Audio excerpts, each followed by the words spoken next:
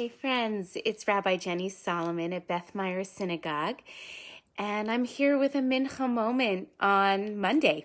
Usually Tuesday is my day, but we are in the midst of this holiday cycle. Sukkot begins this evening, so tomorrow will be Yom Tov, the holiday itself, the beginning of the holiday, and I'll be offline. So I wanted to take some moments to share a little bit of Torah and spiritual practice, wisdom and instructions today on Monday.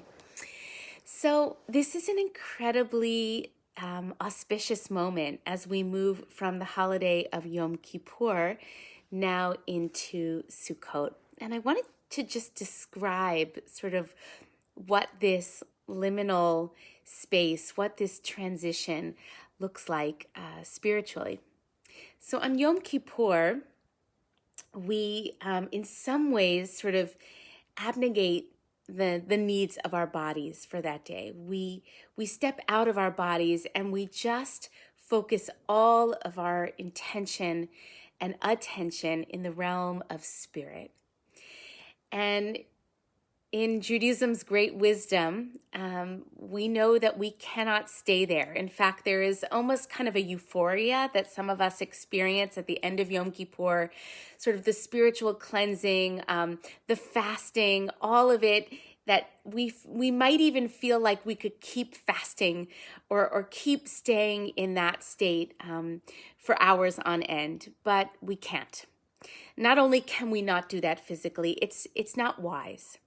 And so instead, our tradition guides us back into the body, back onto the earth with this most earthly holiday of Sukkot, a holiday in which we take a week to dwell in these little booths or huts outside, where we get outside into the elements, where we remember that the bounty has come, the fruits and vegetables and the things that we need to survive are here. And we remember that life is also about experiencing joy, and joy specifically that is felt in the body. And we don't need a lot to do that. It can be as simple as sitting in our little fragile, rickety huts and being able to see the stars up through the ceiling. So even in our vulnerability, even as we lift the veil on the illusion that life is secure, that we live in houses that will keep us safe, they don't. That life feels firm and reliable. It never is. Even though we have lifted the veil on those illusions, we still find that sitting outside with guests safely in our little huts, our little Sukkot, feeling the fullness of our vulnerability in our bodies is joyful. This is the only holiday that is called Zman Simchatenu, the holiday of our joy. And so I just want to conclude by saying that, of course, this is not always so easy, right? Sometimes sitting with our vulnerability is actually unpleasant and hard. And sometimes as we lift the veil on all those illusions about our safety, about our permanence, about our solid nature, it actually feels really scary and we feel unsettled. I had just such a moment last night. I had an interaction with somebody and it left me really, really upset, really confused and hurt and just unsettled. So here's what I'm learning these days.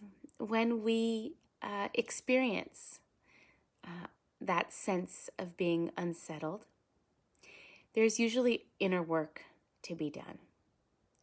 And sometimes that inner work is just learning how to sit with those feelings, knowing that they will pass, knowing that there is wisdom to be uncovered, and knowing that if we sit for long enough, we might just notice the most responsive, wholesome, adaptive way to respond rather than to react. And I don't think it's any coincidence that the mitzvah of the Sukkot, of course, is not just to build it, but is to sit in it, to sit in it. That's all it is. When we say the blessing, we say the blessing on sitting in the sukkah. And so that is something that, God willing, all of us can do, not only in the sukkah itself, which is a beautiful mitzvah, but in our ability to sit with whatever comes, knowing that that sometimes to be with discomfort, to be with our impermanence, to be with our vulnerability and our fragility, all of it is in and of itself sort of the tallest order, just to be with it. So wishing everyone a Chag Sameach. If you can find some moments throughout the week ahead to sit in a sukkah, amazing. If you don't have a sukkah or there isn't one easily accessible, find a place to sit wherever you sit. And as feelings, difficult feelings arise, which they do for me all the time,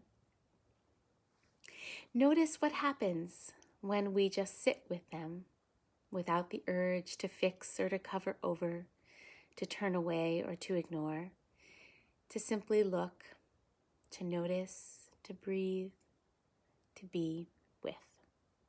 Chag Sameach, wishing everyone a joyful and good, meaningful Sukkot. Chag Sameach. Peace.